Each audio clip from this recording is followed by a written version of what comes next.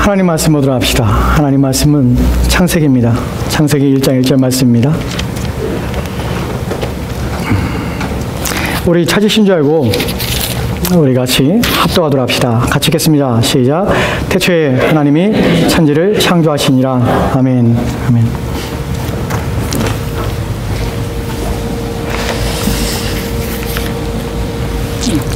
오늘 본 말씀은 우리가 알다시피 이제 세 번째 살펴보는 내용입니다.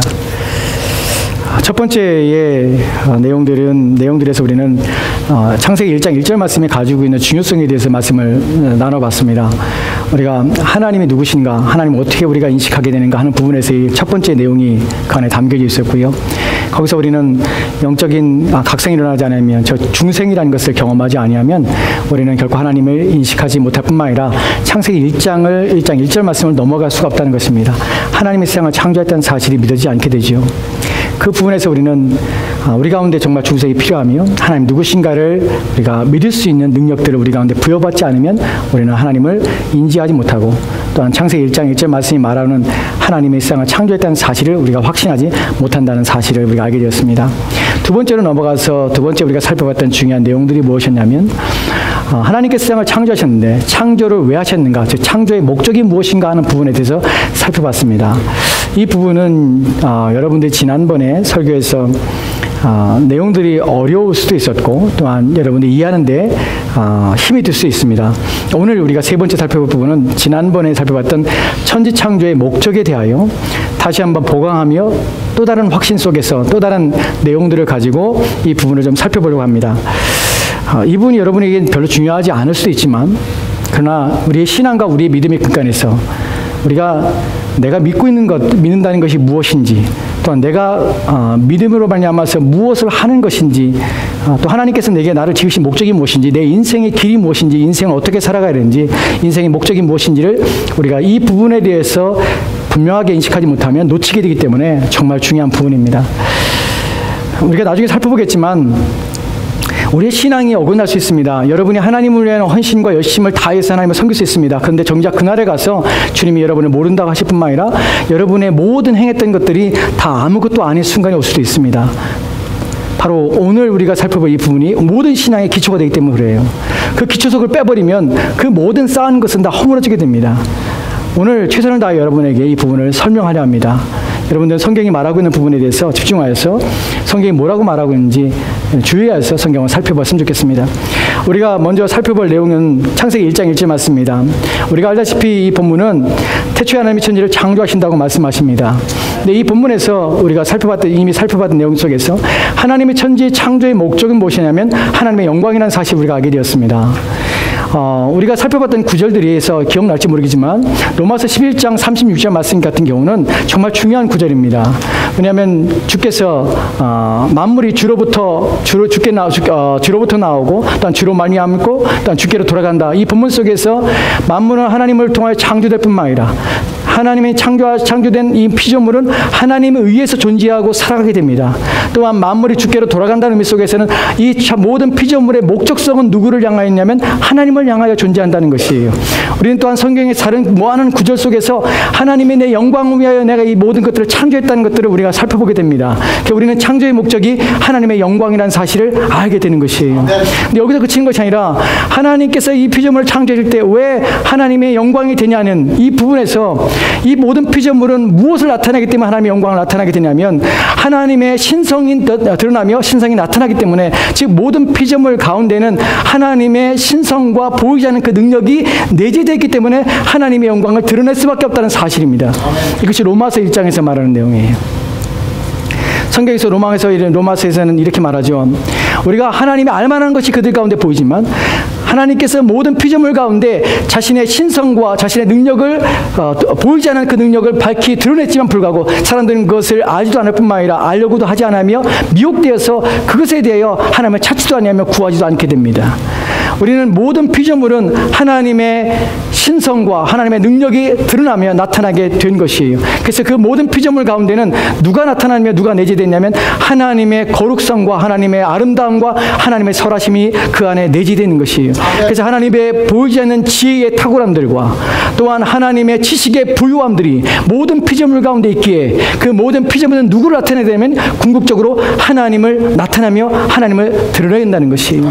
창조는 이렇게 표현할 수 있습니다. 창조는 하나님의 신성이 모든 피조물들 가운데 그 영광이 발산되어서 나타난 것이라고 우리는 표현할 수 있습니다. 이 부분이 어려울 수 있습니다. 이 단어가 어렵지만 그 말의 의미는 이런 것이죠. 우리가 지금 살펴본 내용들입니다.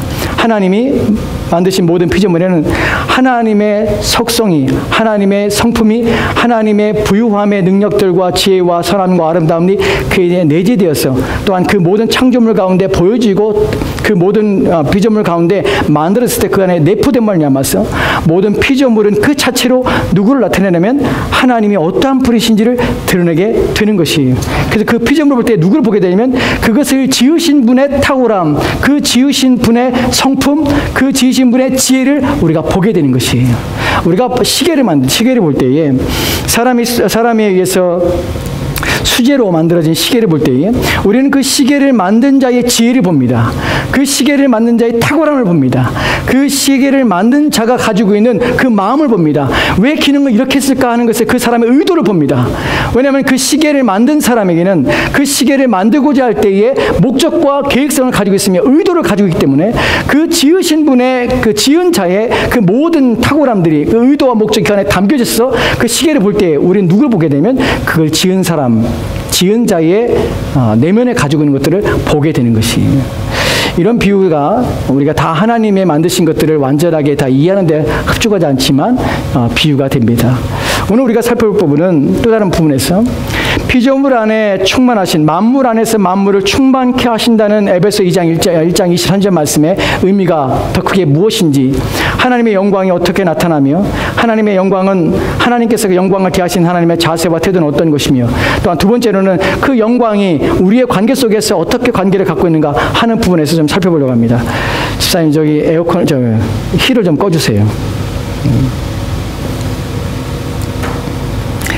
오늘 우리가 첫 번째로 살펴볼 본문은 이사야서입니다. 이사야서 48장 11절 말씀을 우리 시작하도록 합시다. 같이 읽겠습니다. 시작. 나는 나를 위하여 일을 이룰 것이라. 어찌 내 이름을 욕되게 하리요 내 영광을 다른 자에게 주지 아니하리라. 아멘. 아멘. 나는 나를 위하여 일을 이룰 것이라고 표현합니다. 본문에서 두 번이나 반복되는 것은 강조입니다. 하나님께서 나를 위하여 이룰 것이다. 일을 이룰 것이다 합니다. 여기서 말하는 일을이라는 것은, 이루고자 하시는 것은 무엇이냐면, 이스라엘 백성들이 하나님의 말씀을 어김으로 하나님을 떠나말미암아서 그들이 하나님의 진노를 받게 됩니다. 그래서 그들이 바벨론으로 포로로 끌려갈 것을 이사야가 예언하는 것이에요. 이 예언 속에서 포로로 끌려 고통받고 있는 자신의 백성들에 대하여 하나님께서는 그들을 버려두지 아니하시고 그들을 구원하시며 건져내시겠다는 약속을 하십니다. 그런데 이 건져내신 약속 속에서 하나님 하시는 것이 무엇이냐면, 이를 나를 위하여 하겠다는 것이에요. 다른 사람을 위해 하는 것이 아니에요. 포로로 끌려간 자들을 위해 하는 것이 아니라, 포로로 끌려간 자들을, 그들을 포로에서 자유케 하며 해방케 하는데 그 이유가 무엇이냐면 나를 위해서 하시는 것이에요. 왜 그럽니까? 그 다음에 보면은 내 이름을 욕되게 하려, 어찌 내 이름을 욕되게 하리요 내 영광을 다른 자에게 주지 아니하리라. 하나님의 백성이 하나님의 말씀을 여기서 포로로 끌려간 것은 누구를 욕되게 하냐면 하나님의 이름이 수치를 당하며 하나님의 이름이 욕된 것입니다. 그것에 대하여 하나님은 그냥 개의치 아니하시는 것이 아니라 자기의 이름을 위하여, 그 이름을 위하여, 그 영광스러운 이름을 위하여 하나님께서는 그들을 구원해 내시겠다는 것이에요. 여러분, 이 구절에서 보여지는 분명한 것은 무엇이냐면, 하나님은 자기의 영광에 대하여 가볍게 여기지 않으실 뿐만 아니라 자기의 영광을 구하시는 분이라는 사실입니다. 하나님은 자기의 영광을 찾으시는 분이십니다. 하나님께서는 자기의 영광 위에 열심을 내시는 분이십니다. 이 부분에 대하여 우리는 주의를 기울여야 합니다. 하나님께서 영광을 위하여, 이 영광이라는 표현 속에서 이름이라는 이름이 같이 표현되는데 사실 영광과 이름이라는 것은 같은 의미입니다. 하나님께 자기를 구하시는 것입니다. 또 다른 본문을 봅시다. 이것과 비슷한 본문이지만 또 다른 의미 속에 주어진 본문입니다. 다른 시대에 주어진 본문입니다. 에스겔서 36장 22절 말씀입니다. 같이 읽겠습니다. 시작. 그러므로 너는 이스라엘 족속에 이르기를 주 여호와께서 이같이 말씀하시기를 이스라엘 족속아 내가 이렇게 행함은 너희를 위함이 아니요 너희가 들어간 그 여러 나라에서 더럽힌 나의 거룩한 이름을 위함이라. 아멘. 본문에서 나의 더럽힌 거룩한 이름을 위함이라 라고 말씀합니다.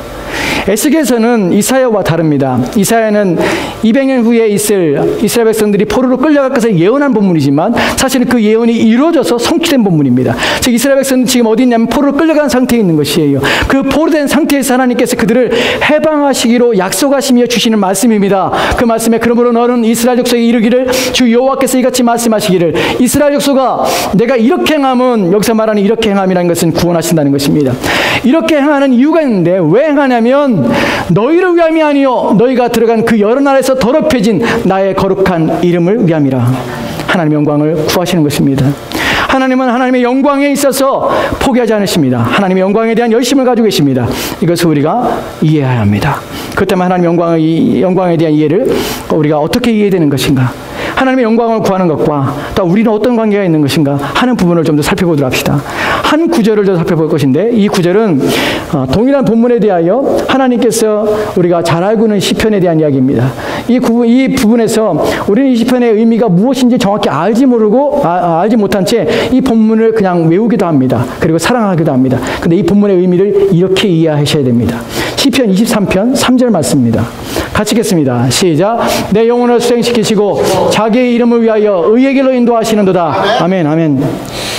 여러분 시편 23편은 많은 사람들에게 의해서 암송된 구절입니다. 여호와는 나의 목자신 내게 부족함이 없으리라. 그가 나를 푸른 초장과 실만한 물가로 인도하시는도다. 이 구절을 속에서 우리를 인도해 가시는 하나님의 참된 목자 되심에 의해서 우리는 감동을 합니다. 기뻐합니다. 그런데 여러분 이 본문의 3절에서 이렇게 말합니다. 우리를 소생시키십니다. 내 영혼을 소생시키시고 또한 의의 길로 인도하십니다. 무엇 때문에 그렇게 하십니까? 자기의 이름을 위해서 그렇습니다. 아멘.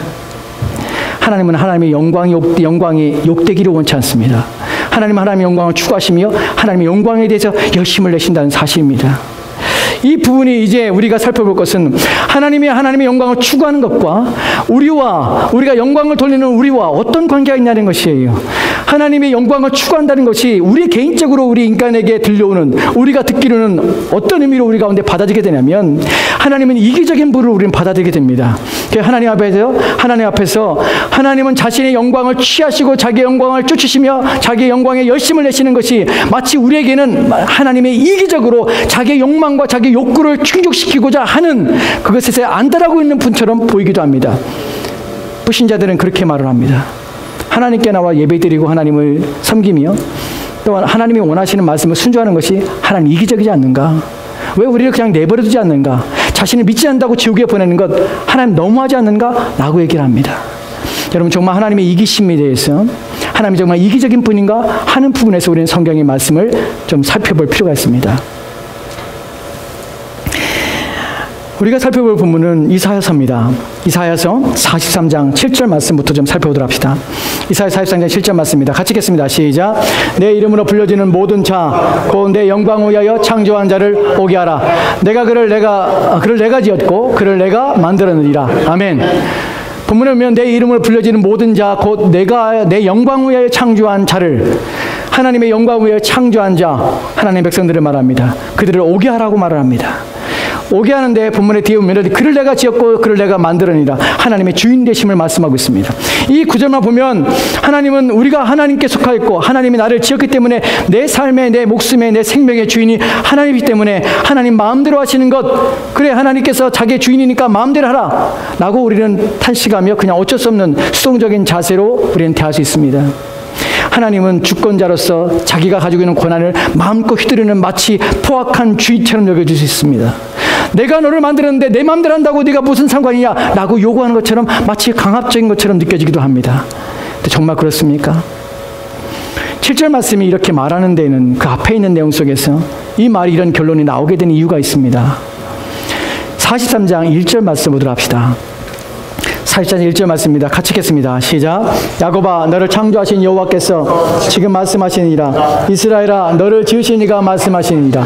너는 두려워하지 말라. 내가 너를 구속하였고 내가 너를 지명하여 불렀나니 너는 내 것이라. 아멘. 아멘. 창조하신 여호와께서 지금 말씀하십니다. 이스라엘아 너를 지으신 이가 말씀하십니다. 계속해서 반복적으로 말합니다. 말하는 대상이 하나님이십니다. 너는 두려워하지 말라. 내가 너를 구속하였고 내가 너를 지명하여 불렀나니 너는 내 것이라. 아멘. 여러분 이 구절은 우리 가운데 감동을 주는 구절이지. 하나님이 우리를 구속하신답니다. 두려워하지 말라. 내가 너를 구속하고 내가 너를 불렀고 내가 너를 지명하여서 내 것을 삼아노라. 아멘. 여러분 이 구절이 왜 탁월한 줄 아십니까? 하나님이 우리를 향하여서 그 크신 은혜와 긍휼과 자비하심을 한량없이 부어주는 구절이기 때문에 그렇습니다. 이 구절이 주어진 배경은 무엇입니까? 이스라엘 백성들이 하나님 앞에 헌신하였고 충성하기 때문에 하나님께서 이스라엘아 야곱아 들으라. 여호와가 말한다. 너희는 두려워하지 말라. 내가 너를 구속할 것이다. 내가 너를 지명할 것이다. 내가 너를 부를 것이다. 이 말이 이스라엘이 하나님 백성아 하나님의 말씀 앞에 순종하며 하나님 앞에 영광을 돌리며 거룩한 삶을 살았기 때문에 이 말씀을 주시는 것입니까? 그렇지 않습니다. 그들은 여전히 악하였고 여전히 불의를 행하였고 여전히 하나님을 구하지 않은 상태에 있었지만 하나님께서는 그들 가운데 자비를 베푸신 것입니다. 이 다음 구절에는 구체적으로 하나님이 어떻게 하시는지를 우리 가운데 설명하고 있습니다. 다음 구절 2절 말씀 보도록 합시다. 같이 읽겠습니다. 시작. 내가 물 가운데로 지날 때에 내가 너와 함께 할 것이라. 강을 건널 때에 물이 너를 침몰하지 못할 것이며 내가 불 가운데로 지날 때에 타지도 아니할 것이요 불꽃이 너를 사르지도 못하리니. 아멘. 아멘. 물 가운데 지날 때에 내가 너와 함께 할 것이다. 강을 건널 때에 물이 너를 해치 못하게 하고 불 가운데 지날 때도 타지 아니하고 또한 불꽃이 너를 사르지 못할 것이다. 하나님의 지키심과 보호하심에 대한 약속입니다. 여러분 3절, 4절, 5절, 6절 제가 다 읽지 않겠습니다. 이 구절들이 말하는 중심에는 하나님이 얼마나 자기의 피조물에 대하여 자기 백성을 향하여 얼마나 긍휼과 자비하심을 베푸는가 하는 부분에서 하나님이 얼마나 사랑과 또한 은혜와 은총을 베푸는가 하는 부분에서 끊임없이 말씀하고 있다는 사실입니다. 여러분 이 구절들이 말하는 것은 하나님의 영광을 구할 때 하나님은 이기심으로 영광을 구하는 것이 아니라 피조물의 행복을 추구함으로 하나님의 영광을 구하신다는 것입니다. 이것이 우리의 복됨입니다. 이기심이라는 것을 생각해 봅시다. 여러분 우리가 이기심이라는 단어를 생각할 때 이기심의 궁극적인 목적은 무엇입니까? 이기심이라는 단어가 주는 궁극적인 목적은 자기 이익이고 자기 유익입니다. 왜 이기심을 가진 자를 나쁘다고 합니까? 왜냐하면 자기 이익을 위하여 그 어떤 것들도 희생할 각오가 되어 있는 사람을 이기심에 가득한 사람이라고 말을 합니다. 이기심은 자기 욕구에 대하여 다른 모든 것들을 희생하며 다른 모든 것들을 또 고통을 줘도 개의치 않는 것이 이기심입니다. 이기심은 항상 궁극적으로 자기 유익을 추구하게 되어 있습니다. 하나님이 이기적인 분이라면 하나님은 다른 어떤 것도 개의치 아니하고 자기의 영광만을 구하셔야만 됩니다. 자기의 이익만을 추구하셔야 됩니다. 그러나 하나님의 자기의 영광을 취하는 방식이나 내용이 무엇이냐면 자기가 지으신 모든 피조물을 가장 행복하게 하며 가장 복되게 하며 가장 기쁘게 하신다는 사실이 하나님은 이타적인 하나님이라는 사실입니다. 하나님은 이기적이지 않습니다. 하나님은 자기의 만드신 피조물에 행복하게 원하십니다. 그래서 그들을 구원하신다는 것이에요. 우리가 앞서 살펴봤듯이 이사야 43장 1절, 2절, 3절, 4절, 5절 말씀이 말하는 내용이 바로 그것입니다. 내가 너를 불러내고 내가 너를 지명하고 내가 너를 지키고 내가 너를 내 것으로 삼겠다 라시는 하나님이 자신의 피조물을 행복하게 하시며 기쁘게 하시며 만족하게 하심으로 하나님은 영광을 취하시는 것입니다. 아멘. 그래서 하나님은 그의 분의 영광을 구할 때 우리는 그것을 이기심으로 바라보는 것이 아니라 우리는 기뻐하며 즐거워할 수밖에 없는 것입니다. 이 부분에 대해서 조나단 에드워드가 그의 책에서 천지창조의 목적이라는 책에서 이렇게 말을 하는 부분이 있습니다. 이 부분에서 이렇게 정의를 합니다. 같이 읽을까요? 같이 읽겠습니다. 시작. 하나님의 피조물의 최고의 행복 속에 하나님 자신의 영광을 나타내신다. 이 본문의 말씀, 이 본문의 내용이 무슨 말인지 이해가 가십니까? 하나님의 피조물의 최고의 행복 속에서 하나님은 자신의 영광을 취하신다, 받으신다는 것이. 하나님은 자신의 피조물의 최고의 행복을 추구하십니다. 그 행복은 바로 하나님의 영광이 됩니다. 하나님의 영광과 피조물의 행복은 두 개가 아닙니다. 하나입니다. 여기서 우리는 최종 목적과 종속 목적이라는 내용에 대해서 살펴볼 필요가 있습니다. 여러분, 최종 목적이라는 것은 궁극적인 목적입니다.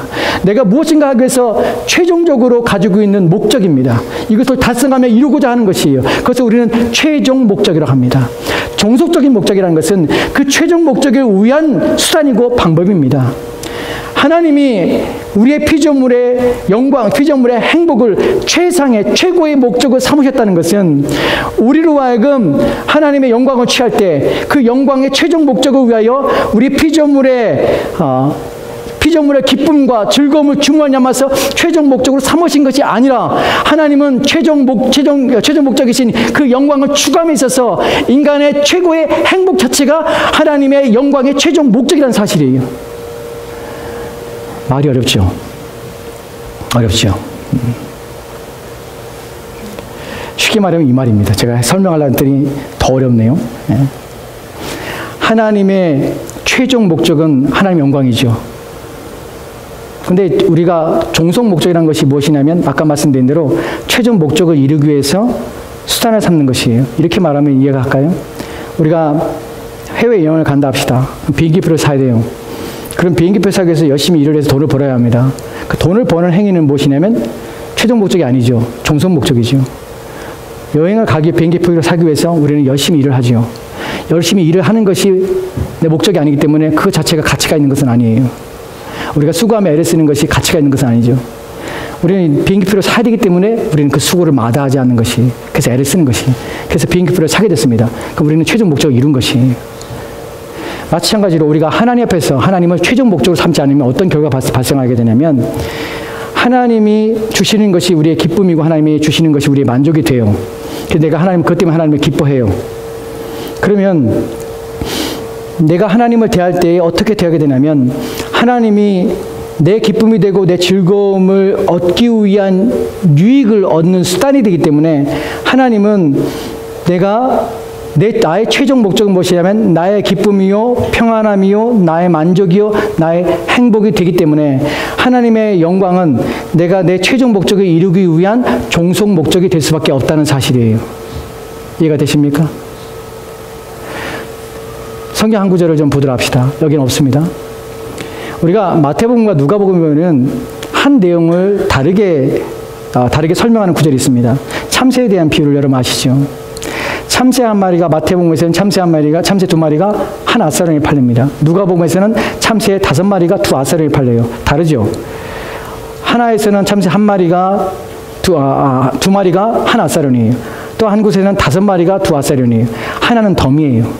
참새를 비유한 이유가 무엇이냐면 하찮기 때문에 비유한 것이죠. 그러니까 그 본문에서 뭐라고 말하냐면 참새 하나도 하나님께서 허락하셔야만 땅에 떨어져요. 죽을 수가 있게 됩니다. 그러니까 참새보다 너희는 귀하지 아니하느냐라고 말씀합니다. 우리는 그 구절을 바라볼 때 어떻게 바라보게 되냐면 무엇 때문에 그 구절을 기뻐하고 즐거워하게 되냐면 하나님이 너희는 참새보다 귀하지 아니하라는 말씀 속에서 나는 참새보다 귀히 여기시는 하나님을 즐거워하는 것이에요. 여러분 이렇게 다 해석을 합니다. 그것 때문에 즐거워하고요. 하나님이 나를 귀하게 여기기 때문에 나는 하나님을 즐거워합니다. 하나님을 좋아합니다. 하나님을 사랑합니다. 그래요. 근데 이것이 왜 잘못되냐면 내가 즐거워하는 것, 내가 기뻐하고 내가 하나님을 좋아하는 이유가 무엇입니까? 하나님이 나를 귀하게 여기기 때문에 내가 하나님을 좋아하는 것이에요. 이것은 내 최종 목적은 무엇이냐면 나를 귀하게 여기는 것, 내가 이익이 되고 내가 유익하기 때문에 나는 하나님을 기뻐하고 즐거워하게 되는 것이에요. 이해가 되십니까? 그럼 최종 목적이 되면 어떻게 됩니까? 그렇게 하면 안 돼요. 우리는 하나님이 나를 귀하게 여기는 사실 때문에 내가 즐거워하고 기뻐하는 것이 아니라 하나님 자체가 기쁨이 되는 것이에요. 하나님 자체가 내가 사랑하게 되는 것이에요. 하나님이 나를 뭘 해줘서가 아니라 하나님 그분이 나의 기쁨이고 내 즐거움이 된 것이에요. 이것이 성경이 말하는 하나님의 영광을 돌리는 것이에요.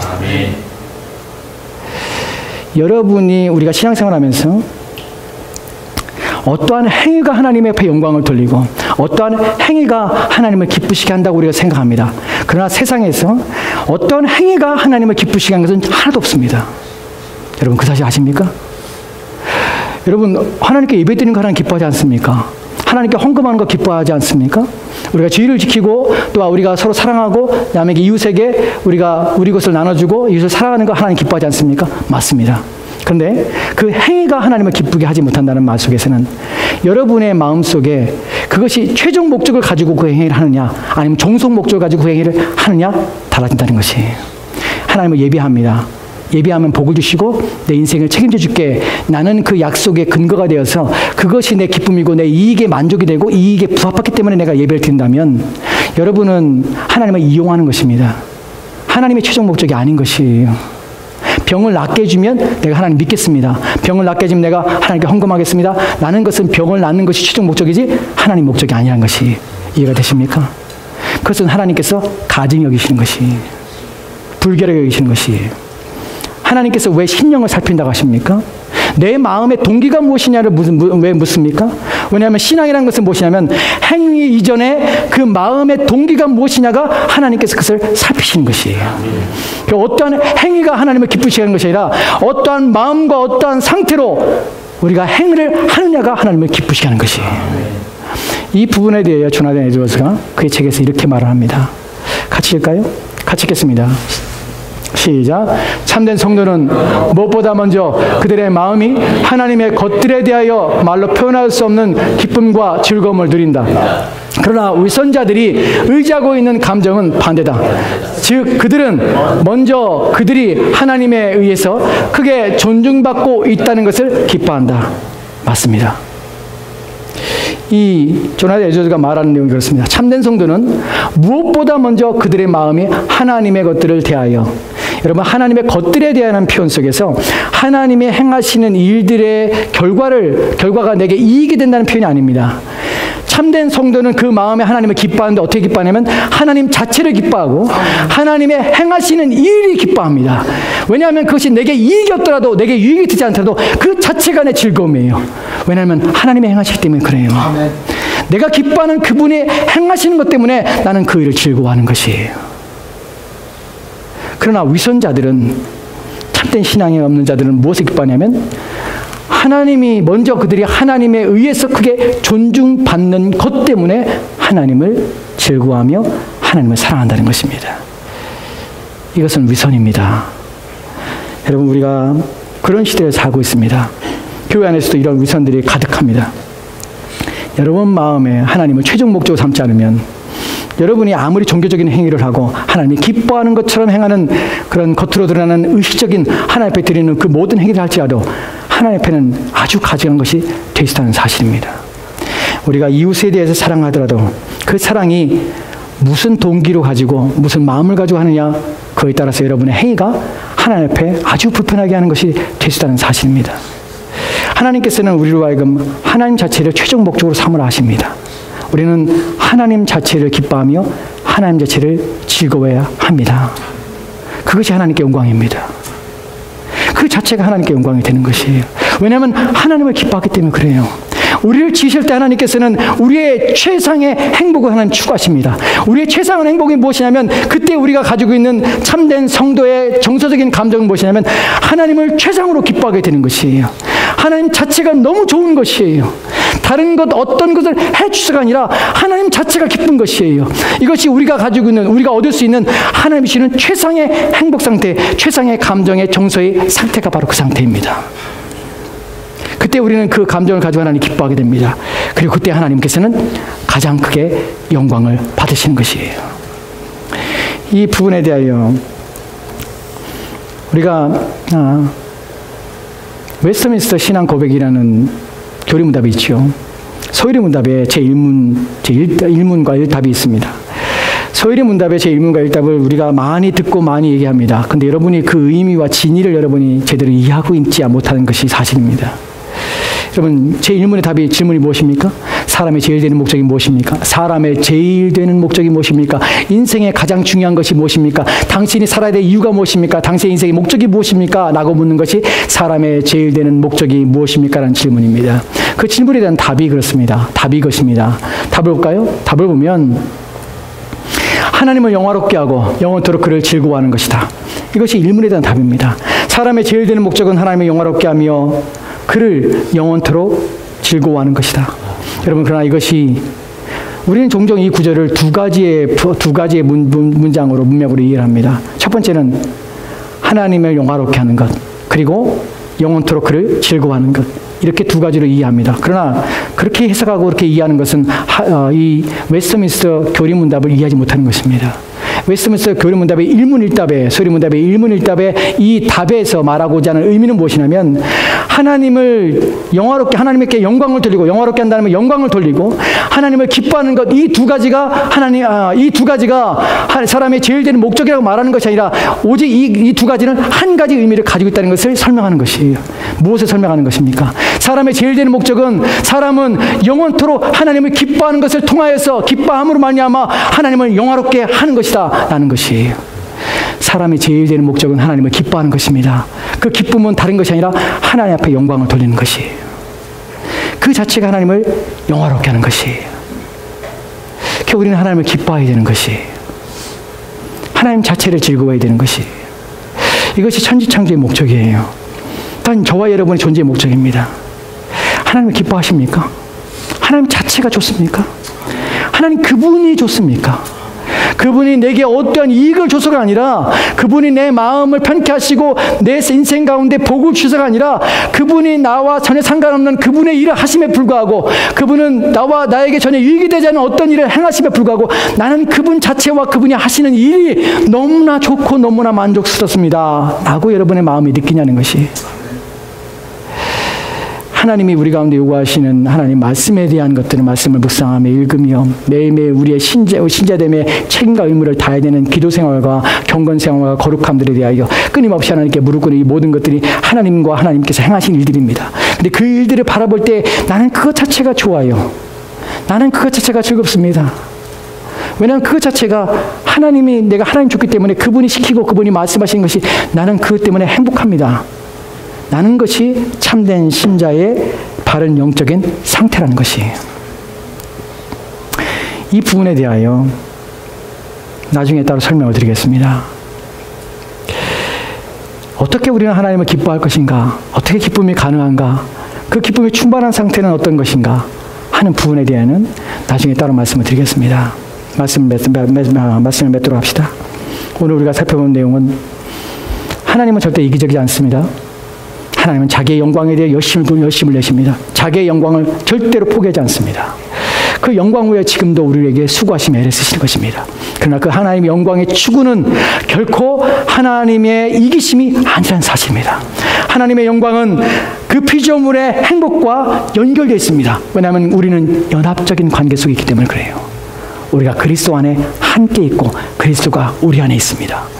우리가 하나님을 기뻐하며 하나님을 영화롭게 하는 것은 하나님의 영광이 될 뿐만 아니라 우리의 기쁨이요, 우리의 행복이 됩니다. 이것이 바로 천지창조의 목적이고, 하나님 우리를 기쁘시게 하며 행복하게 하자는 이유가 됩니다. 그러니까 우리는 그분 자체를 즐거워하며 그분 자체를 기뻐하게 됩니다. 이것이 하나님이 주시는 은혜입니다. 여러분이 하나님의 은혜의 깊은 자리에 나갈 때에 무엇을 느끼게 되냐면, 하나님이 기쁜 게 느껴집니다. 하나님 자체가 너무나 좋습니다. 이것이 영적인 하나님의 은혜를 충만히 받은 자의 상태가 되는 것이에요. 시편에 많은 사람들이 하나님을 노래하며 즐거워하며 하나님의 선하심에 대하여 찬송하는 이유, 왜냐하면 하나님 자체가 좋기 때문에 그래요. 여러분 마음이 그런 마음에 가득했으면 좋겠습니다. 하나님을 최종 목적으로 삼으십시오. 기도합시다. 하나님,